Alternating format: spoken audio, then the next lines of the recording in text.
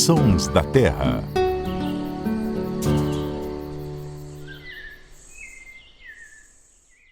Oi, tudo bem? Está começando mais um Sons da Terra para falar de uma ave que foi inspiração para o último poema de Carlos Drummond de Andrade. A gente vai contar essa história aqui no podcast de hoje, mas primeiro eu quero apresentar nossos convidados. Luciano Lima, tudo bem, Luciano? Tudo bom, Paulo? Prazer enorme estar aqui. Ananda Porto, que veio a caráter hoje. Depois você vai mostrar para nós a camisa em homenagem ao nosso entrevistado. Apresenta o nosso entrevistado, Ananda. Vai rolar O nosso entrevistado não, o É que nosso eu personagem. Tem que rolar um striptease. Produção, bota a musiquinha assim É só que vai rolar um por striptease. cima, né? Mas é uma blusa de tucanos, né? Hoje a gente vai falar sobre tucanos. Sempre que tem algum tema que eu tenho alguma roupa, alguma coisa que lembre essas aves, eu tento trazer. Muito bonita. Mas ela é bem antiga, mas é só para estar dentro do tema. Não estou tão poética quanto você, mas estou a caráter, vamos dizer assim. Vamos falar do tucano toco. Tucano vocaliza, Luciano? Vocaliza. Mas não é só o bater dos bicos? Não, ele tem uma voz. Todos os tucanos, de modo geral, tem. Você tem voz mais grave, que vamos dizer assim, que crocitam. E você tem uns que tem a voz mais assobiada. Um tucano de bico preto, por exemplo, que é um... Que é esse som que a gente está ouvindo aqui, né? E aí você tem... Desculpa, o bico preto não, o tucano da Amazônia, que tem De um... papo branco. Parece papo um branco, grito, tem né? Esse que a gente está ouvindo... Gritador. Esse que a gente tá é o que grita, da Amazônia. E aí o toco tem esse... Vou tocar aqui. Vamos colocar o tucano toco. Esse é dos crocitadores. Aí você tem... Lembra outro bico bicho preto, também, né? bico verde, que são todos que... Então, Na mata pode até com uma pessoa pensar que é até um animal maior, né? Assim, porque ele parece um porco, né? Porco, Lembra um porquinho. No livro do Sique, ele descreve assim como se fosse um roncar baixo e profundo, né? Sique, como sempre. Ele consegue colocar as palavras ali. Mas assim, eu acho que...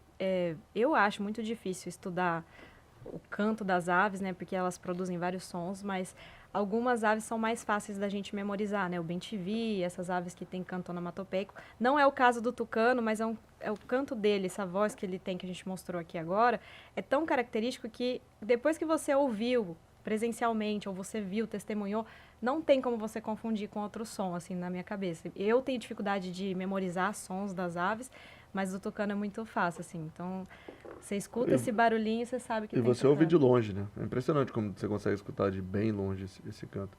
O que dá para confundir ali na área rural, que é um vizinho dele que tem um canto um pouco parecido, é um carcará. Se você ouve de muito longe assim... Pode se confundir um pouco. Pode se confundir, mas é bem específico. O bico do tucano toco pode ter 20 centímetros, né? E é bem característico, né? Um bicho, a gente tá brincando que é bom de bico, né? Ele é amarelo, se destaca na paisagem, né, Ananda? Eu acho que, assim, o tucano é legal falar, né, que essa família que ele pertence, o Luciano pode entrar com mais detalhes, o tucano toco, o que a gente chama de tucano sul, né, são esses dois nomes populares, ele é o maior representante dessa família, então ele já chama atenção pelo porte, que ele tem 56 centímetros, e o bico também é robusto, né, se você comparar um tucano com um araçari, o araçari já é um tucano reduzido, e tem os menorzinhos ainda, né? Isso é porque quem está começando a observação de aves e de repente caiu aqui no nosso canal para uma pessoa que já tem uma experiência, ela já sabe diferenciar o que é o araçari e o tucano, né? Então, essa explicação da Ananda é importante. O araçari é esse bicho que a gente está vendo agora, né, Ananda? E tem vários araçaris, né? E o tamanho também muda muito, né? Tem o araçari poca, é bem menor do que um araçari castanho, por exemplo, né? Que todos são menores que o tucano toco, que é esse maior representante. E o bico dele chama atenção não só pelo tamanho, que você falou 20 centímetros, né? Mas pelo colorido. Aí você vê aquele laranja de longe, chama atenção e, enfim, ele é uma ave colorida também, apesar de ser predominantemente preto, ele tem esse contraste, né, do bico, o olho, ao redor dos olhos ali, né, tem o branco, tem o azulado, tem o vermelho também. E a pena também dele parece brilhante, assim, né? Lustroso, né? Lustroso, essa é uma boa definição. Quando você fala de araçari tucano, geralmente os tucanos são todos aqueles que pertencem ao gênero Ramphastos. A maioria dos tucanos estão dentro desse gênero. Já os araçaris, você tem vários gêneros diferentes. Pteroglossus, Mas a diferença básica é o tamanho? É o tamanho. Todos os tucanos são aparentados entre si, né? Todos eles estão nesse gênero. Os araçaris tem pteroglossus, tem selenidra, tem alacorrinhos, tem vários gêneros Mas basicamente, no nome popular, os araçaris são os tucanos pequenos, né? E o bico dele É meio tucani. serrilhado também. serrilhado. Tucani. E ele tem uma questão de ser tipo, eu já ouvi essa expressão, é tipo um radiador.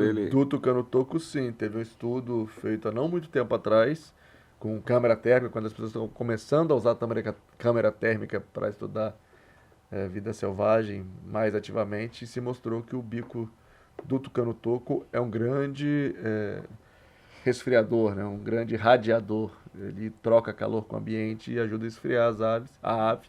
E é muito interessante que o tucano-toco, ele é o maior tucano do mundo, de toda a família aí, a família dos tucanos está presente basicamente na região neotropical, desde do México até a Argentina.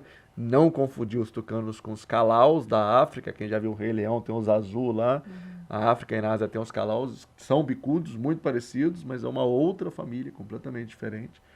Que só tem na África. E Ásia, não tem. São os equivalentes, vamos dizer, são os equivalentes ecológicos. Os tucanos são os equivalentes ecológicos dos calaus, que estão lá na África e na Ásia. Mas voltando para o tucano-toco ele tem outra particularidade, que ele é basicamente o único tucano de ambientes abertos. Então, todos os outros tucanos são aves florestais, são aves de área de floresta. Você nunca vai ver um tucano de bico verde no meio do pasto, você nunca vai ver. O tucano-toco não. O tucano-toco é uma ave de ambientes abertos, é uma ave típica do cerrado, vamos dizer assim, de paisagens mais abertas. Eu vi uma cena curiosa uma vez, ali no rio Mogi, não, minto, é o Rio Pardo. No Rio Pardo, ali perto de Barretos, o tucano, ele descendo pelo galho, na beira da água, para tomar água. Sim. Uma cena é um pouco arriscado para ele também, porque tem muito predador, né? Sim. De modo geral, todas as aves, quando vão beber água, é um momento de grande tensão, assim. Os bichos ficam super ligados, que é um momento que você está vulnerável, baixa a cabeça, concentrando. E aí ele enche o bico ali? Não, geralmente a ave, ela pega um pouco, vira a cabeça, ela tem que jogar. Tem um movimentinho, né? Vou só fazer uma consideração aqui, que você falou isso, né, dele beber água. Eu já testemunhei isso, dele beber água na piscina, dele descer perto da piscina, beber água. A gente gravou, se eu não me engano, isso também para o Globo Repórter. E recentemente minha mãe fez umas fotos também, então eu vou trazer aqui essas fotos dela. Ela vai ficar feliz. E teve um dia que apareceu um sol, depois um casal, e nos outros dias até teve um avistamento. Então já vamos providenciar, vou mostrar nesse Pode mostrar, vamos mostrar. Isso, vai comentar as fotos? Porque ela é uma grande parte da nossa audiência do programa. Do Sons da Terra, manda um abraço. Então vou puxar a sardinha aqui, né? Que ela é fã. E você lembra as fotos? Ela tá ali, assim que a audiência boa tem que ser crítica. Você lembra da foto? Sim, a foto foi exatamente isso, né? Era um tucano perto da borda da piscina, assim. Ela não conseguiu fazer a foto dele bebendo, mas foi bem no momento que ele desceu ali perto da piscina. E num outro dia eram 2 tucanos. E depois também ela chegou a fazer uma imagem, mas essa tá mais difícil de visualizar, que era um grupo maior de tucanos se alimentando de uma árvore que tem lá, que chamam de árvore guarda-chuva, que é Schefflera ou Schefflera, não sei qual que é a pronúncia correta, mas que atrai muitas espécies. E é legal porque quando essa árvore está com um frutinho no ponto, assim, os tucanos vão em peso lá. Ela chegou a observar uns 10 juntos ali nessa árvore. Foi bem legal. E fala só essa questão da água, né? Altera, porque a gente vê bebendo no rio, bebendo na piscina, né? A ave, no geral, como que é que ela procura? Tem muita ave que quase não bebe água, tem muita ave que tira quase toda a água que precisa dos alimentos, né? Mas tem ave que não precisa descer para beber, tem muita ave que bebe água dentro de bromélia, tem ave que toma banho dentro de bromélia. As saíras adoram tomar banho dentro de bromélia. A gente tem uma imagem também que acho que pode falar um pouco dessa funcionalidade do bico dele, né? Porque assim como ele bebe a água, quando ele vai se alimentar de frutos, ele dá uma pinçada nesse fruto, ele joga e depois consegue ingerir, né? E a gente tem uma vez, eu só não vou conseguir lembrar agora o município que foi, se foi aqui ao redor de Campinas, mas uma imagem de como o tucano consegue utilizar bem o bico, que era de um tucano que muito provavelmente era domesticado e fugiu ou coisa assim, mas num parque aberto ele aprendeu a abrir a torneira para beber a água. Então, assim, mostrava também, além da capacidade dele utilizar o bico, a inteligência, né? Que ele viu, provavelmente, alguém abrindo a torneira ali e assimilou isso. Quando a gente fala do bico, as pessoas como é que ele voa aquele bico? Mas é um bico ele tem uma malha dentro, é basicamente um isopor. Então é super resistente, é um E material a super aerodinâmica, a resistente. gente vê ele voando muito. Você tá passando de carro, hoje você Bate, vê, né? É um bicho super comum em rodovias, né? Acho que não tem uma vez que eu venho Você aqui não para vê. Campinas para gravar Você não vê ele, que eu né? não vejo na rodovia. Virou Mas uma ave a urbana. aerodinâmica ajuda, porque ele vai ali. Ele não é um bicho de nenhuma espécie de tucano, algumas são migratórias altitudinais, migram diferentes altitudes, mas nenhuma espécie é migratória de longa distância. O tucano, sim, ele consegue cruzar rio, consegue voar uma distância longa, mas ele não é um dos melhores dos voadores. Ele tem esse voo pausado, né? Bate as asas, plana um pouquinho, bate as asas, plana um pouquinho. É interessante que é uma ave boa de fazer fotos incríveis. As pessoas veem foto do tucano e voam, nossa, mas você consegue. Ele voa Porque não é muito um rápido, trajeto, né? ele não é muito rápido, ele voa uma linha reta. Ele não fica, não é um falcão que vai pra lá, vai pra cá, ele sai dali, vira e você fica só com a câmera, vai passar aqui. Eu tenho fotos maravilhosas de tucano em voo. E ele em voo, já vi, ele apanhando de outros passarinhos, sim. né? Inclusive a Nanda tem um flagrante incrível, né? Tem? Não do voo, Não né? sei. Dele atacando o ninho, né? Que Ah, foi sim. usado no Globo Repórter, né? Foi também, eu acho que isso é interessante, você falou de tirar foto, acho que muita gente consegue tirar foto justamente disso. Normalmente quando ele está se deslocando, às vezes, de uma árvore a outra, as aves menores, né, como ele se alimenta de filhotes, de ovos de outras espécies, sabem que ele é um predador e querem tocar ele dali. Então, às vezes, as aves se reúnem e vão para cima dele mesmo, né, suiriri, Como bem-te-vi. se fosse um gavião. E tem muita foto interessante disso, assim, e ele consegue, ele vai para longe mesmo.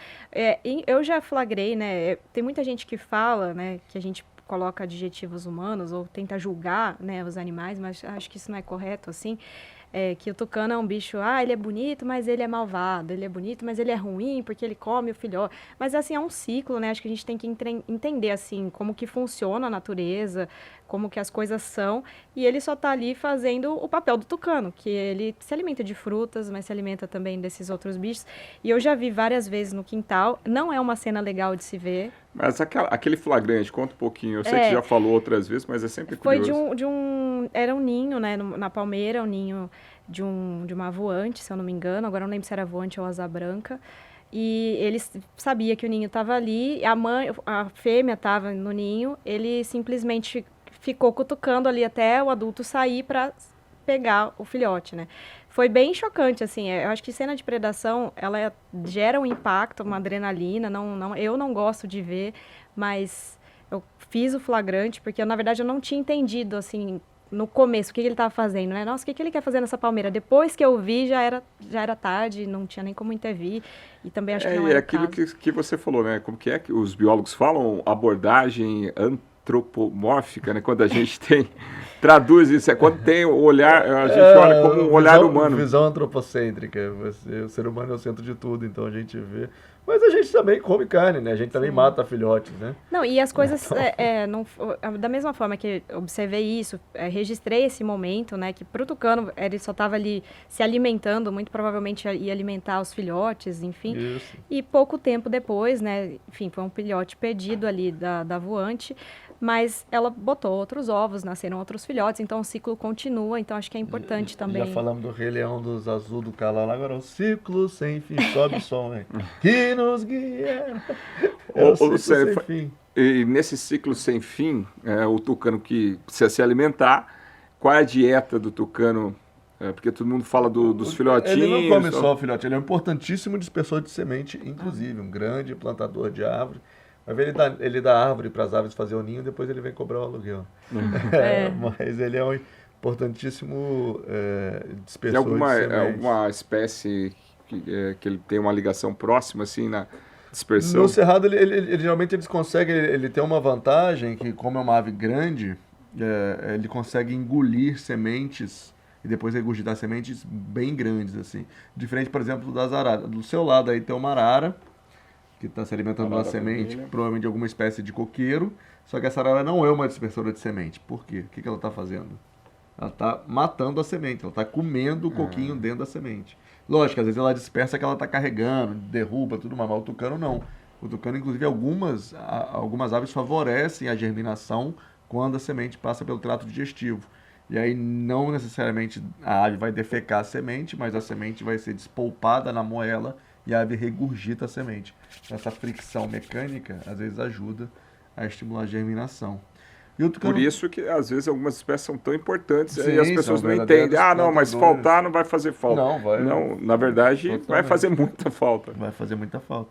E o tucano-toco tem essa coisa incrível, né? Que é uma ave, é um símbolo tropical, né? Igual os papagaios, as araras. E está muito perto das pessoas e cada vez mais. Por quê? Porque ele está se tornando uma ave urbana, já se tornou, na verdade. Sim. Em várias cidades, dentro da cidade de São Paulo, está começando a aparecer. O Terra mesmo já flagrou, né, Ananda? A gente estava conversando. Eu lembro de uma propriedade, eu acho que aqui em Americana, ou Limeira, que a gente gravou, que começou a aparecer num sítio lá, ele entrava dentro da casa das pessoas. E outra que começou a aparecer num condomínio aqui em Campinas e a gente até brincou que ele jogava tênis porque ele ia na quadra de tênis. Ele interagia com a bolinha ali também. E tem também, você falou dessa questão urbana, a gente já deu alguns registros assim de tucano que viu a própria imagem nesses prédios espelhados, né? Então tem alguns flagrantes assim nesse ambiente urbano e até ele interagindo com aquelas câmeras de rodovia, né? Que mostram o trânsito. Então tem várias imagens assim. E o tucano talvez... eu estou colocando aqui uma hipótese, mas eu acredito que seja a ave que a gente mais recebe registro justamente por isso, né? A expansão dele está aumentando, está sendo mais visto em ambientes que não era tão visto antes. E é isso, todo mundo que vê essa espécie, eu acho que quer fotografar, seja com celular, com câmera, porque realmente é muito bonita, a gente fica assim, apesar de ver com tanta frequência, a gente não cansa, né? Exato. E é um bicho que é fácil entender porque ele está virando urbano, porque ele como eu falei, o único tucano de ambientes abertos. Então a cidade nada mais é que árvores esparsas, um grande ambiente aberto, tem muitas palmeiras, muitas árvores frutíferas, você também tem passarinhos que ele gosta de predar e tudo mais.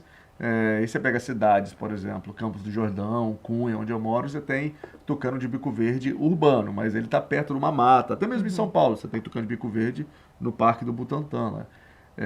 Mas você tem que ter uma matinha por perto. O tucano-toco não. O tucano-toco tá... E ele faz ninho na cidade onde? Ele em cavidades. Então, certamente está usando aí buracos em árvores mortas, talvez frestas de prédio. É um bicho que faz ninho de cavidade. Nós recebemos o pessoal lá de Planura, Minas Gerais, uma pousada. A proprietária tem uma palmeira e eles foram lá e fizeram, além da arara, a arara fazia e agora o tucano apareceu lá. Fazer cavidade. E a gente fez um registro também, né, que foi bem legal, em Luiz Antônio, que já estava com filhotes ali, né, então até essa questão do som, a gente fez um teste, colocou um microfone lá dentro e eles já faziam um barulhinho com o bico. Park, o dinossauro, o som de dinossauro, tô aí, eu tô ouvindo aí. Mas foi bem legal também o registro. Tem mais alguma coisa, Ananda, para a gente passar do tucano? Bom, eu estou esperando você explicar a questão do poema. Ah, não, é Elegia de um Tucano. Elegia de um Tucano Morto, que é do Carlos Drummond de Andrade. Dizem que foi o último poema que ele fez para os netos, né? Que foi um caso real, né? Que foi de um... Que ele achou tucano morto, né? Que foi o sacrifício de... acho que teve que sacrificar a asa do tucano e tal. E ele fala, citadino serás e mutilado, caricatura de tucano para a curiosidade de crianças e indiferenças de adultos.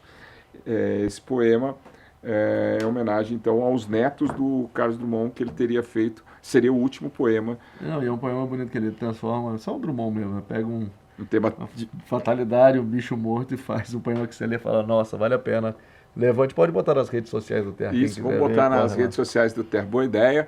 E muito obrigado pela participação, Luciano, mais uma vez. Hoje não teve pergunta difícil, foi tranquilo. Foi sem pegadinhas. A gente se prepara para o próximo, né? Ananda, muito obrigado. Bonita a camisa. Obrigada. E manda um abraço para a nossa fã. Minha mãe é Maria. Vai ficar feliz de ver as imagens Dona aqui. Maria. Beijo, Dona Maria. Ela sempre fala do Sons da Terra. É verdade. Valeu, pessoal. Tchau, tchau. Tchau. Sons da Terra.